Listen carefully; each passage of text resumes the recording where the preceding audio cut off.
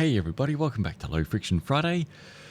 And yeah, today should be a fun one. Going to be ripping into the detail review for Silca Hot Melt with the Endurance Chip additive. So how does it compare to its main other immersive waxes whilst having less re-wax intervals? So does the Endurance Chip allow you to extend the re-wax time and still get awesome performance? Before we have a look at that, we'll just quickly zoom through how the votes tallied up for the next open test. So thank you to all of those who put their votes in on the time to vote vid. Yeah, let's have a look at what's being racked up in the land of low friction for the next open test coming your way.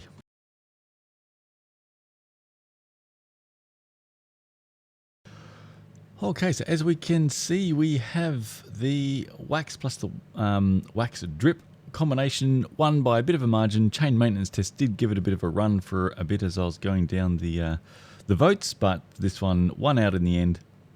Have added some other good suggestions that are worthy of making the list as well. The main comments were to say, look, makes the most sense to do this one with Silca Hot Melt plus Silca's SS Drip, as it's probably sort of the most common known pairing launched together to use your wax drip with your immersive wax, and the SS Drip is basically the liquefied version of Hot Melt.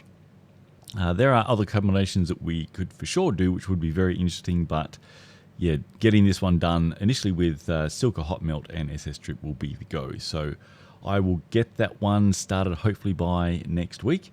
It will, again, it's going to take a little bit of time because I expect it will get through the full 6,000 kilometers or 6 test blocks without wearing through the chain. So it's going to go the full distance, and that just does take some time to plow through, but we will hit that, get that one up and running as soon as possible and get cracking. Just quickly while I'm here, if you have purchased and are using the new Squirt Immersive Wax, let me know how that's going. I've had some initial anecdotal feedback from a few people, and it's been interesting, so I'd like to know a bit more. I don't have an official update from Squirt as to when they're sending across some for me for testing. So it might be something that I just need to go and purchase some and have on standby for when we might be able to find a spot somewhere to get this one racked up. They are going down a different path, so they're not using, as best we can tell, paraffin as the main base wax before it's blended with some other waxes like the other top commercial waxes. They're specifically claiming that it's biodegradable, which paraffin isn't. Doesn't mean paraffin is toxic, because food grade paraffin is not, but going down a claim of biodegradable does mean you have to move away from paraffin to something else that does biodegrade, and they've also gone with a different friction modifier. So yeah, it's quite an interesting product overall from a big name brand in the cycling lubricant space, or chain lubrication space. And just the initial feedback reports are piquing my interest a bit to potentially have a look at this sooner versus, I don't know, it may need to come up the priority scale a little bit, but potentially. So let me know how you're finding it, and if reports continue to be interesting, we'll keep sort of trying to figure out when we might be able to queue this one up. All right, let's get on to the main one for today. And remember once to humbly request, if you want to support this work, please like, subscribe and share the videos. That will really help out. These tests are a lot of time and resources, and some costs. So and we're a very small specialist store on the retail side, so we don't generate much revenue and margin. Helping us get the channel up a bit will really help support this work going forward. So if you can do that, that'd be amazing. Alrighty, as always, we start off with the main marketing claims. You're probably already fairly familiar with Silca Hot Melt, so I'm not going to go through all the marketing spiel for Hot Melt itself. We're taking their Hot Melt immersive wax and adding a endurance chip to it. So we're going to really hone in on that. And to save me getting emails, I'm going to run through. Sometimes, you are correct. Sometimes Silca math doesn't always add up. We're going to run through that and see how far their own sort of math may or may not align perfectly on their own marketing. These things do happen, but you can make your own call as to how accurate you think it is.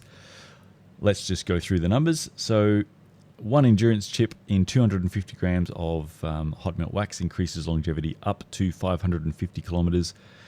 I'm not 100% sure if that means 550 kilometers expected lifespan on, say, dry road conditions total, or if it's increasing it by 550 kilometers. So not sure. 2 endurance chips in 250 grams increases longevity up to 750 kilometers. So we can see there's whichever one of those options I mentioned earlier, there is still a reasonable diminishing return by going a second, sort of $50 chip. Let's hone in on some of their own data. All right, so we can see on one graph here we've got the hot melt without any chip. It is, this is from their own testing at Purdue University, tailing off significantly at pretty much the sort of the 9-hour mark. Endurance chip, it's starting to decline a bit after the sort of 13 hours, but it's a pretty slow decline, and then we see the real, I guess, end of life treatment there at about 22-ish hours. So then we have a look at their data numbers, and I'm going to run through this live and we'll see how well things line up. Okay, so normal hot melt, 300 to 400 kilometers up to 15 hours. Again, it's not this, they haven't gone into the detail of sort of, is this dry road conditions or any sort of gravel or anything like that. So we'll just have to assume it's dry road because it would not be wet or harsh off-road. 400 kilometers divided by 15 hours. We have an average speed of 26.7 kilometers per hour. Note that, I guess up to 15 is taking this graph a fair way down into the decline. So looks like they're running with a bit of a best case scenario for the hours figure, and the kilometers figure is a bit more conservative. If we have a look, if we add one endurance chip, we've increased the kilometers by, say, pretty much double, but the hours by not as much. So we do get some different numbers. 700 kilometers divided by 20 hours. We're now averaging 35 kilometers an hour. If this is dry road, it does mention in here unbound gravel. I think that's just like a recommended use case. And then we have 900 kilometers for using 2 speed chips, or up to 30 hours. So 900 divided by 30, we get an average speed of 30 kilometers an hour. Oh, could have done that in my head, silly Billy. So there's not amazing alignment between their own sort of hours and kilometer changes for what you'll get for a endurance chip. This is a question that I do get, and it's one that I guess I can't really answer the unalignment for Silca. It's something that you'd have to really email Silca, and if you do, let me know.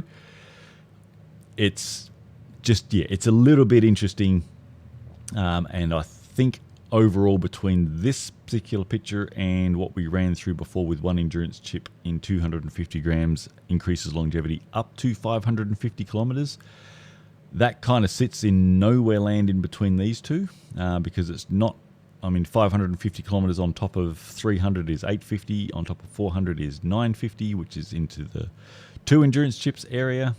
If it's 550 kilometers total, then that's again just sitting in between their own claims here of 300 to 400 without one and 700 with one. So not the most amazing alignment of their own sort of marketing claim numbers. So that's a bit of fun. In the end, I guess we'll have a look at how the numbers came out from the ZFC testing. Now, whilst I've been rambling on that, you may well have noticed also some funky math going on with the speed chip.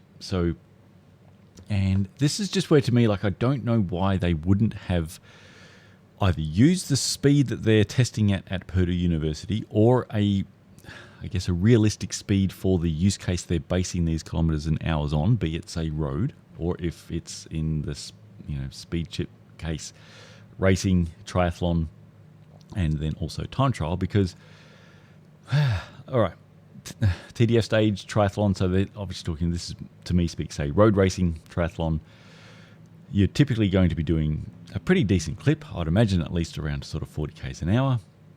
In which case, a claim of up to 10 hours at road racing speeds or triathlon speeds, that would to me say 400 kilometers. I don't know what use case that you're going to have a recommendation for, road racing or triathlon where it is you're looking for a criteria that's under 200 kilometers recommended treatment lifespan, but also up to 10 hours. Like, they just don't match. Even I don't road race or time trial triathlon at 20 kilometers an hour. Even I can, exceed that, and I think most others do that as well, unless we're racing in, I don't know, Z grade. And then similar thing for time trials. Even Hubbard, me, who was as aerodynamic as a barn door, I can time trial on a flat at over 40k an hour. So, for me, is it a 2.5 hour treatment lifespan? Because if it's 8 hours, then even I'm going to go over 300 kilometers of time trialing if I'm using this on my race chain for time trials. I don't know.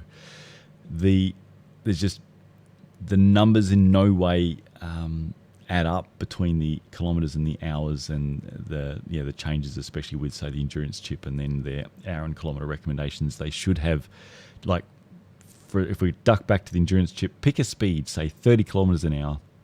Okay, 300 to 400 kilometers an hour. So that means you get basically 10 to 13 hours if you add, just on normal hot melt. If you add an endurance chip to it, 700 kilometers divided by 30, the recommendation now is 23 hours, which 23 hours, I think I said 22 before, having a relook, that's 23. That's extremely close to their own test data there. Maybe their test machine runs at 30 kilometers an hour. And then 30 kilometers an hour is also dead on for their 900 kilometer mark. So then we'd have all sort of ducks in a row instead of them being all over the place. And for the speed chip, you would probably assume maybe a speed of around 40 kilometers an hour would be at least the speed that most are going to be racing at or time trialing at. So if it's 200 kilometers, then it's 5 hours. And if you use 2 speed chips, then it's 2.5 hours. It's just, people email me confused and I'm confused. So if I was me and this was my product, I would have the hours and kilometers ducks in a row a lot better than this, because it is confusing and people don't know which one to run with. It just gets me. The time trial one, up to 8 hours or less than 100 kilometers. I mean, that's 12.5 kilometers an hour. Who time trials at 12.5 kilometers an hour? It is normally a red flag for me with brands and products if their ducks aren't in a row on their marketing claims. There are not red flags, obviously, with the Silca hot melt or their additive chips. I have a high degree of belief and faith in the awesomeness of all those products, but you don't want to generate red flags for people or confuse your customers as what are you going to follow? Under 100 kilometers for your speed chip for time trialing? If you add 2 of them, or up to 8 hours, because they are vastly different lifespans that you're going to be running your chain for in terms of how many kilometers you cover.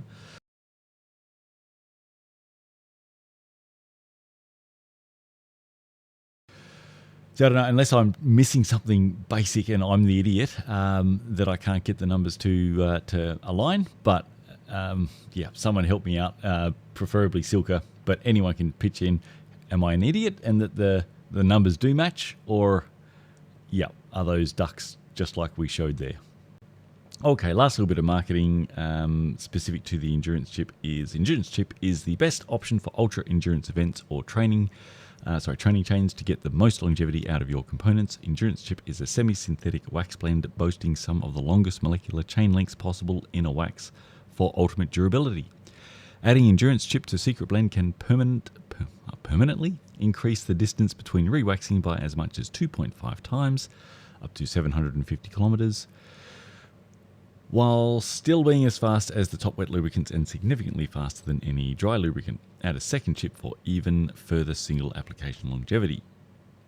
The up to 2.5 times is sort of in alignment with 300 to 400 times 2 gets you, or 2.5 is getting you to around that sort of 700 to 900. So that's okay, kinda. But that chart, oh dear, we need them to revisit that, I think.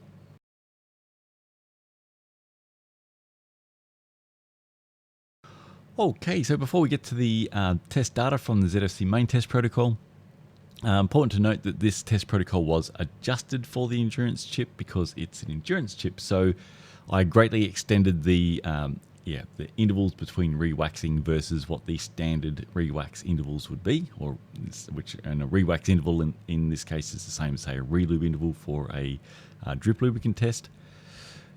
This is not the first time, so certainly other products that have very, long kilometre chains, treatment longevity claims, such as Rex Black Diamond, that had also an adjusted protocol, because not only do we want to be testing in line with the claims so we can ascertain if those marketing claims hold up, but the manufacturer sometimes also wants that to be validated, that, hey, we're making this claim about treatment longevity and we'd like the test protocol to be able to establish that. So similarly, lubricants that have a stated very short treatment lifespan have their relubrication or rewax intervals adjusted to suit that, because there's no point testing any product outside of its stated design brief, because you just get useless data. So it's like testing, say, racing tires that are designed to be obviously soft and grippy and not worry about wear life, and assessing them for ultimate wear life.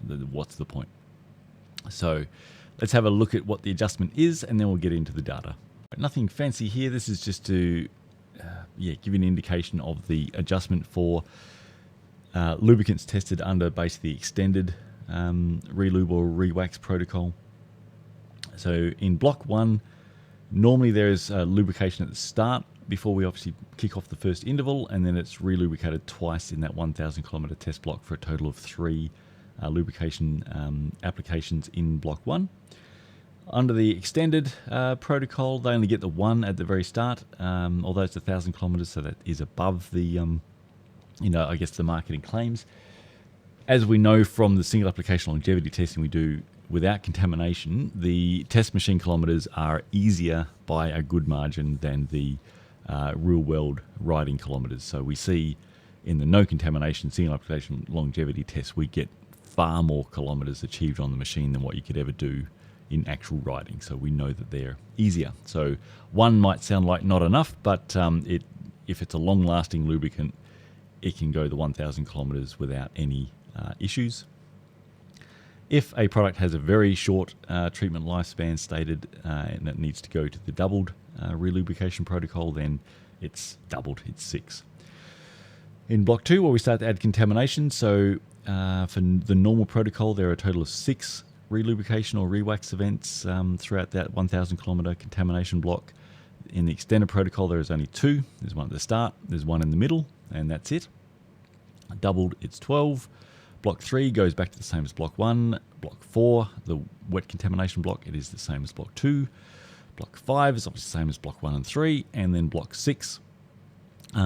For the extended, I do give an extra one so that it is relubricated or rewaxed at 1/3 point.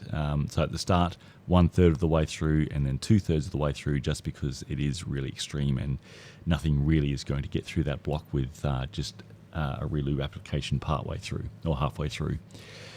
In total, that adds up to, in the normal test protocol, there are 27 relubrication points or rewax points throughout the 6,000 kilometres of testing.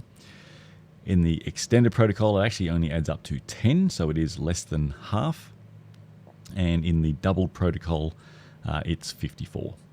So testing the long-lasting products under the extended protocol, it is a pretty big change over the standard protocol. So there really is a minimal of relubrication or rewax events throughout 6,000 kilometres, including some pretty harsh conditions. So bear that in mind as we have a look at the endurance chip results when we're comparing it to the other, top immersive waxes. The results would have definitely been lower if it was rewaxed as often as the normal protocol, but where the whole idea of this test is to see how well it can do with rewaxing it basically at least half as often.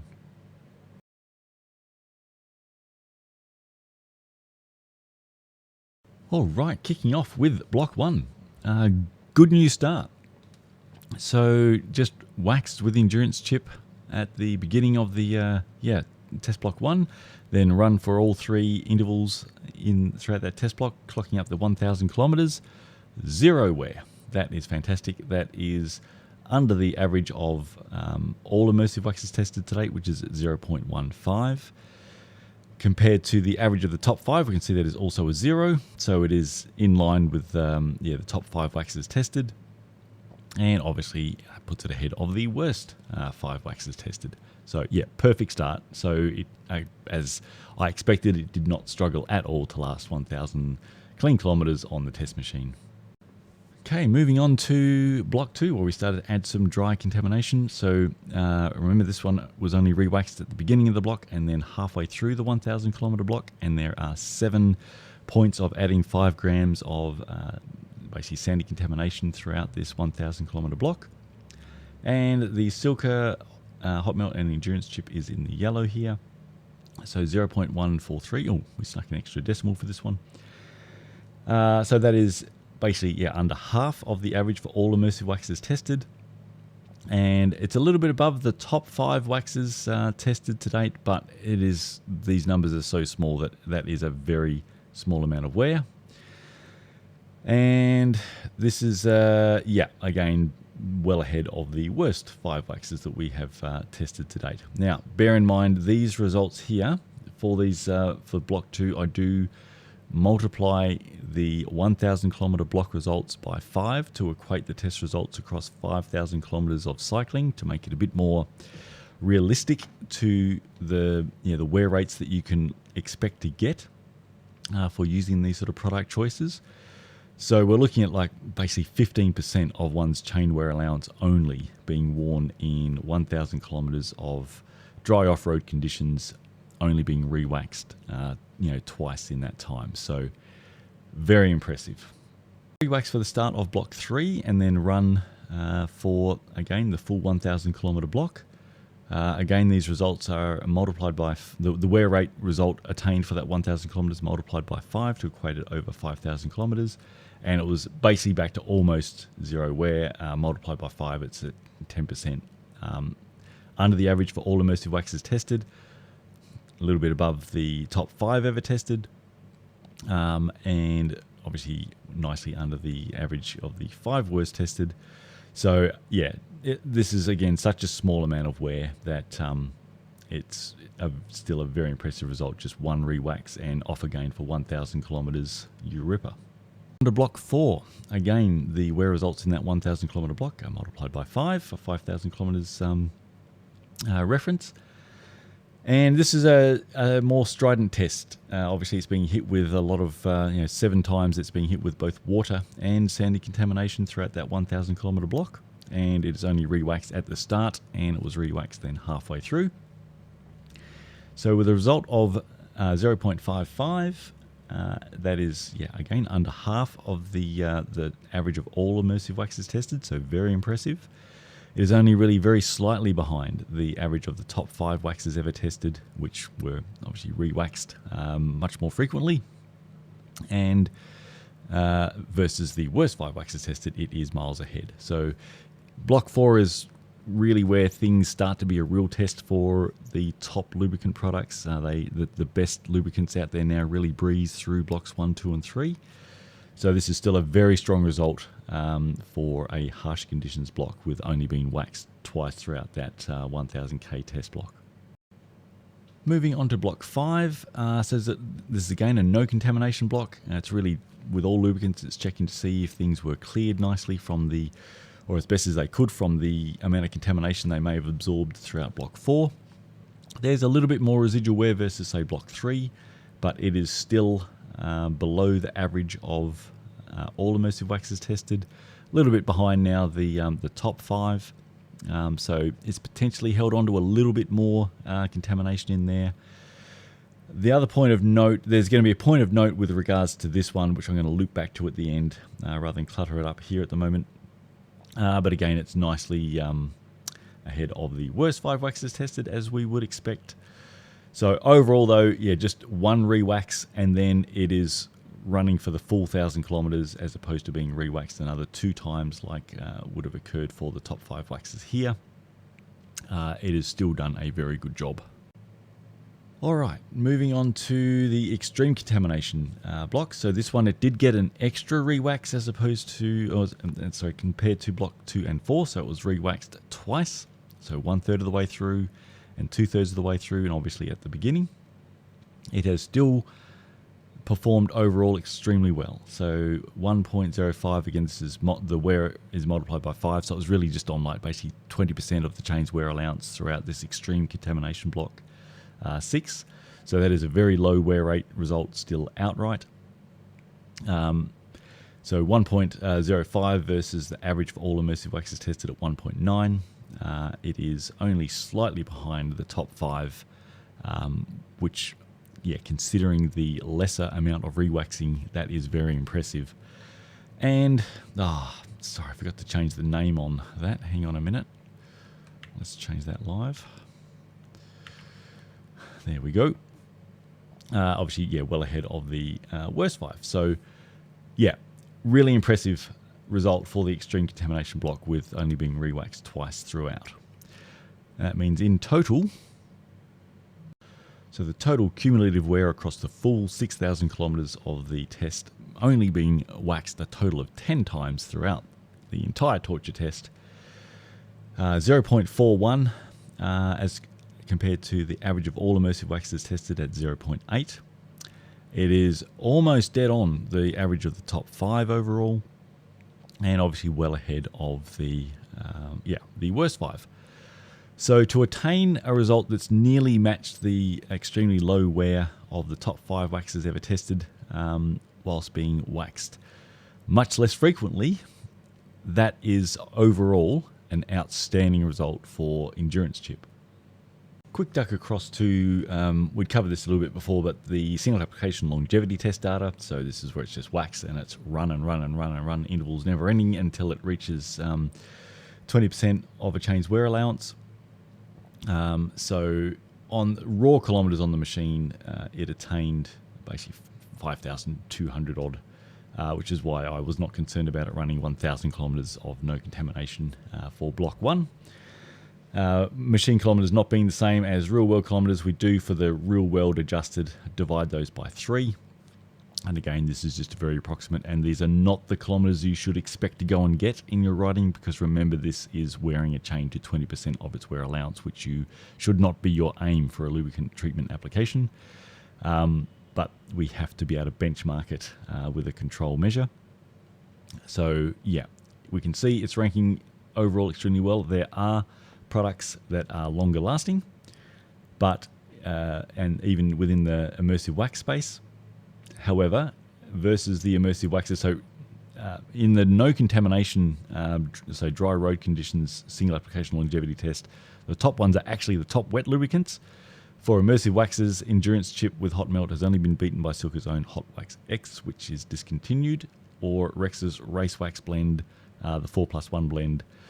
It'll be very interesting to redo the the Ceramic Speed Endurance Wax and get that one on there as well as Squirt.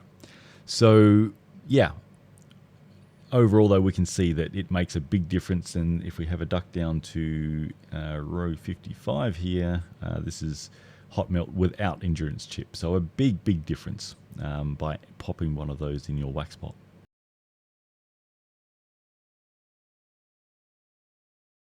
All right, a couple of points of note as part of the wrap. Number 1, normally with immersive waxes for the main test, I am using 500 grams of that wax product, because a lot of immersive waxes when they came out were 500 grams. In this case, I did what I guess assumed a lot, or I predict a lot of Silca hot melt and Endurance Chip users are going to do, which is potentially put 250 grams of wax in and 1 Endurance Chip. So that does handicap it harder against the hot melt plus Endurance Chip, because I'm using less wax volume. So every time I'm re-waxing, whatever amount of contamination the chain wants to bring in with it is being diluted by less mils of wax. So the ratio of contamination to wax can end up obviously being higher if you're using less wax versus what is normally done. So just bearing that in mind for the test results as well, that it was using the smaller amount of wax did handicap the test slightly harder against the Hot Melt Plus Endurance Chip as well. So that does help make the results look even a bit more impressive again. How much difference it makes versus if I used 500ml in total. So if I worked out so an endurance chip weighs 72 grams. So if I was to use 2 of those at 144 grams, so then I would need 356 grams of hot melt to make it a 500 gram test. But then that ratio of endurance chip to hot melt is then a bit higher than adding sort of 1 per 250 grams. In the end, I just thought, what, I'm just going to do what a lot of people will probably do, and we'll factor that in with the results that we get, and just make sure it's covered. The other part is a cost. So whilst the endurance chips are not cheap, you are adding 72 grams of wax into your wax, or 72 grams of some special wax something into your wax, which increases the volume a bit. But the main takeaway is that I guess the products that are focused on the endurance and treatment lifespan side as opposed to outright speed, providing they perform, and we saw very obviously in this case that it really performs, they will pay for themselves. Because if you're re-waxing, say, half as often, then your wax consumption rate is going to be halved. So if you double the cost of your wax, but you re-wax half as often, you are going to be break even by the time you need to change your wax, but you've had the convenience of only needing to re-wax half the time. So on the endurance chip side of things, I think this is part of why they're so popular. We're selling endurance chips at probably, I would say, 20 to 1 versus speed chips. So that really speaks to where the market focus is, or the consumer focus is at the moment as well, and probably why a number of brands that we're seeing step into this space with an immersive wax, they've been focused more on boasting about awesome treatment longevity as opposed to if it's a fraction of a watt faster. Alrighty, and obviously if you are re-waxing not very often, whilst for most of the top commercial waxes, wax buildup is rarely an issue. That's more of a sort of gunky DIY wax issue that pops up.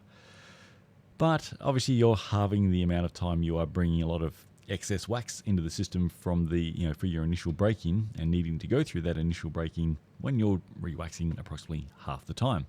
So for some, that may be an advantage they're looking for as well. It just, this is 6,000 kilometers of main test done, and the chain and chain rings look, pretty awesome. There's really, things have stayed super clean because there's really not a lot of excess lubricant of anything being brought in to gunk things up. All right, mixing in the two together, speed chip and endurance chip. This is personal opinion. Silca have obviously covered it themselves.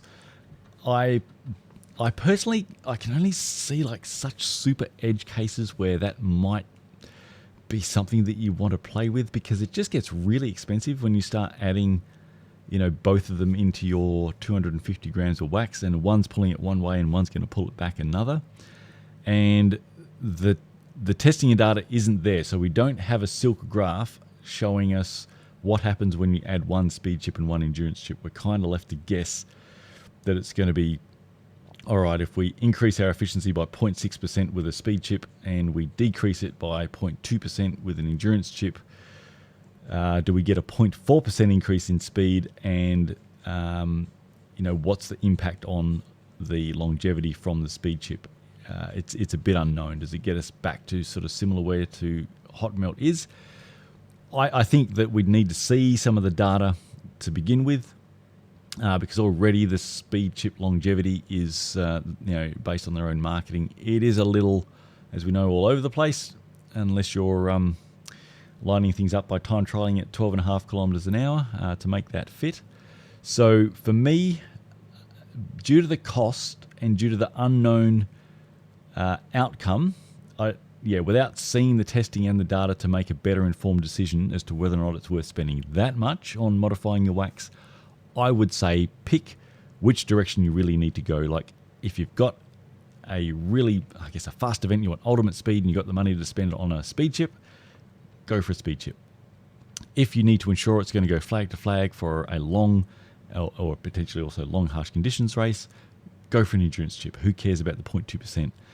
That is going to be faster than running out of wax treatment lifespan before you reach the finish line. You know, that kind of thinking. So I think go in the direction that you need.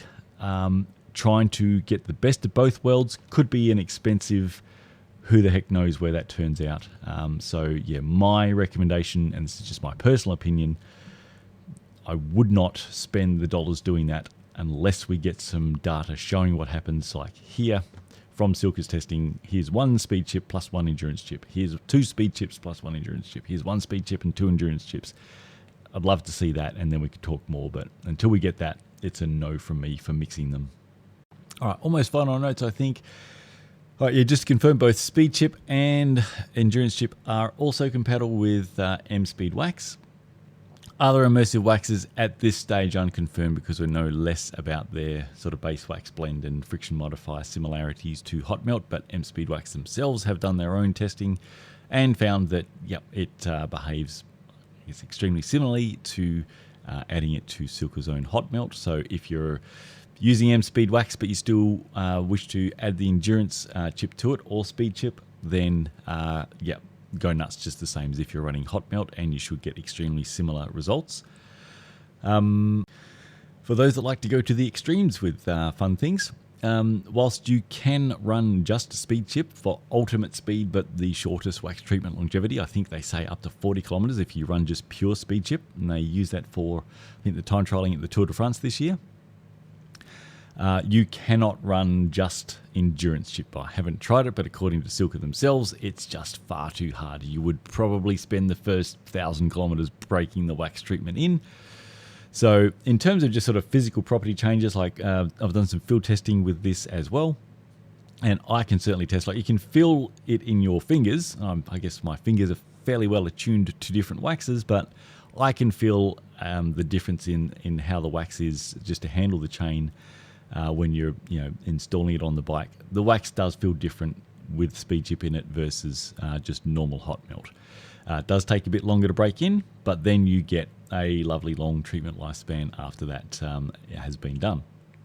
So if you're riding in very, sort of through cold winter and you're breaking your wax in through cold temperatures and already wax break in, if it's a little bit of a slog, just factor that in if you're looking to add an endurance chip, that you're going to be in for a longer slog to get through that, and I probably wouldn't recommend adding 2 endurance chips because it's going to be a long break in time.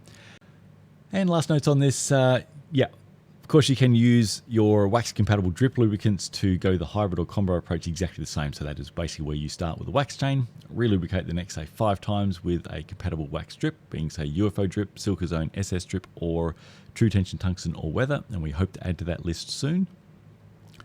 But it just makes it obviously even easier again. You just get basically a doubled initial treatment lifespan from the wax start, and then you relubricate, say, the next 5 times with those products as per normal. Then, because they're completely compatible, you just re-wax without needing to do any cleaning before you re-wax. And it just makes it so easy to have an always clean, super low wear, super low friction chain, not fighting the black mess of wet lubes and oils with degreasers and solvents. Like, you just very periodically re-waxing your chain to reset any contamination starting to build.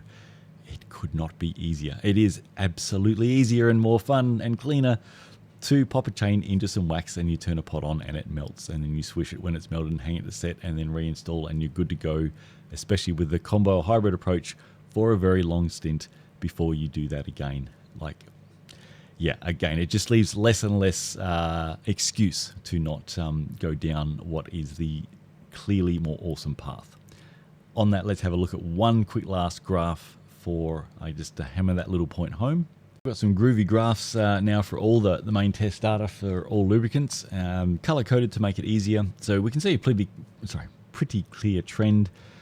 Blue is wet lubricants or oils, green are wax strips, and pink are immersive waxes. So we really only have one outlier with the absolute black graphene wax. Here, this is block 4 as a tougher block comparison. So you can sort of see where things are grouped in terms of which path is giving you the lowest wear, and we have a nice strong path of or strong grouping of pink columns here for the top immersive waxes. Like it's, you look at the amount of wax at the extreme low end of wear at one side of the graph, and then have a look at all the blue for wet lubes and oils at the other. Wax strips, the good wax strips populating sort of the top middle to top third. I just don't think we can get much clearer picture as to which path. And this is with no, cleaning maintenance for any. So yes, you could improve the blue by using a whole lot of degreaser and solvent all the time, but you'd be using a lot of that to try to get your blue bars to get somewhere around here with these pink bars. Or you can just do this and not have to faff ever with fighting the black mess. What a wonderful path that is. All right, better wrap this up. I aim for 30 minutes and coming out, I think, about 40. So that's actually not bad for me, but yeah, I still got to get better. Final, just wrap is that overall, I think it's an outstanding product, and I think it's a product that a lot of cyclists are looking for, especially waxing cyclists. To get still that competitively low wear rate across the full 6,000 kilometers of a very hard test with those contamination blocks in there, and only being waxed a total of 10 times across that 6,000 kilometers with that contamination, outstanding. And that's a great gauntlet for no doubt the other, treatment longevity waxes that are coming out onto the market, like Ceramic Speed's Ultra Endurance Wax, Squirt's new immersive wax, that are all obviously sort of pitching towards that end of the spectrum. So this is a really excellent marker to be able to pit those products against when we can get them onto a test machine as well. So yeah, super stuff. I got a super flat out weekend this weekend with everything, including Formula One and MotoGP in amongst stuff. So I don't know if I'll get to look at your awesome comments and input across the weekend. I'll try, but worst case, my super fast typing fingers will be on it ASAP on Monday. So yeah, look forward as always. And I got to start reminding myself, or remember to, if you like and enjoy this work, because this testing and the managing all the aspects around it, as well as the reviews and videos, it takes a lot of time, it takes a lot of resources, and no sort of small amount of cost at the end of the day as well. And we don't generate a lot from a very small specialist store. So liking, subscribing, sharing will really help us out. So if you can do that, if you enjoy and want to support this work, that would be amazing. All right, have a great weekend, everyone, and talk to you soon.